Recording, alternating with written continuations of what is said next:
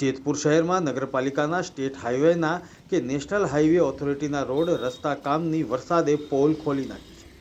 પ્રજાના ટેક્સના રૂપિયે બનાવવામાં આવતા રસ્તાઓમાં ઠેર ઠેર ગાબડાઓનું રાજ પ્રસ્થાપિત થતાં સત્તાધીશો અને કોન્ટ્રાક્ટરોની મિલીભગત ખુલ્લી પડી ગઈ।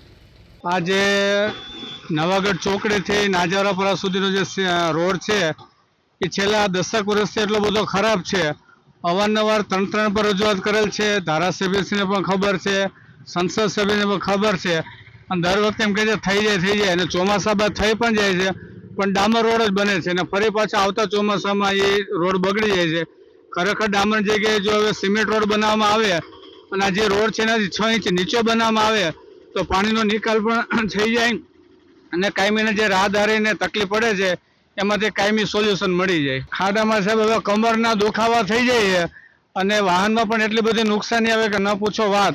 અને ખરેખર તે ડિલિવરીવાળા અથવા બીજા કોઈ બહેનો અથવા દર્દી હોય એ આ રોડ ઉપર હાલી શકે એવી કોઈ પોઝિશન જ નથી। એક વર્ષ પૂર્વે શહેરભરમાં નવા રોડ બનાવવામાં આવેલા।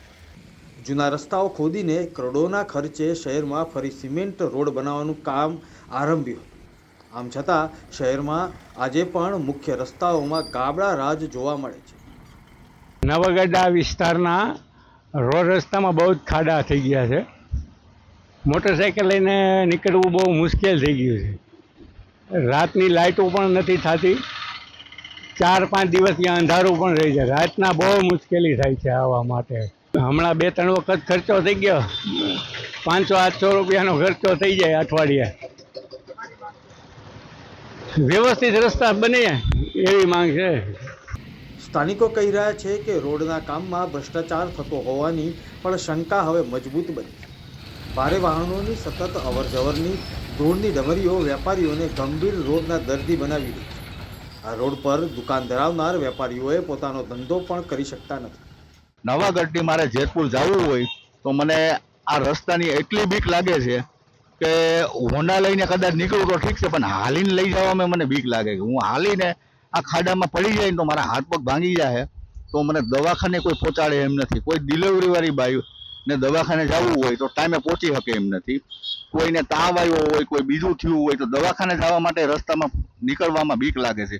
એવા રસ્તા ખરાબ છે કે આ નગરપાલિકા એ ગ્રેડની છે તો એ ગ્રેડ જેવું તો જરીકે લાગતું નથી। નગરપાલિકા કોઈ દી મારી વાત સાંભળો આ રોડ ઉપર નીકળે એના કોઈ અધિકારી, કોઈ ચીફ સાહેબ, કોઈ ધારાસભ્યો, કોઈ સભ્યો નીકળે તો એને ખબર પડે કે આ રસ્તો કેવો ખરાબ છે, કે આમાં હાલવાથી લઈને નીકળીએ તોય આપણા હાથ પગ ભાંગી જાય, હોન્ડા લઈને નીકળીએ તોય આપણા હાથ પગ, પણ જે લોકો હોલવો ગાડી લઈને નીકળે કે કોઈ બીજી ગાડી લઈને નીકળે 4 પૈડા વાળી, એમાં તો કંઈ થવાનું નથી, પણ નાના માણસો અથવા કોઈ વેપારી એ નીકળે તો એની હાલત કેવી થવાની છે। એટલે અમે હાથ જોડીને વિનંતી કરીએ છીએ કે સાહેબ તમે અહીંયા નીકળો, ખાતરી કરો કે આમાં નીકળાય એમ છે કે નહીં। જેતપુર નવાગઢના તમામ રોડ રસ્તા અત્યારે એવા હાલની તકે થઈ ગયા છે એની વાત મત પૂછો કે પેટના ખાડા જેવા જ ખાડા, એના કરતાં પણ વધારે છે।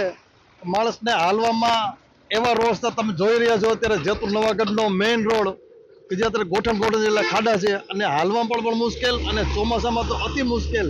કે તંત્રને માલુમ થાય કે આ રોડ રસ્તા વહેલી તકે પૂરવા વિનંતી।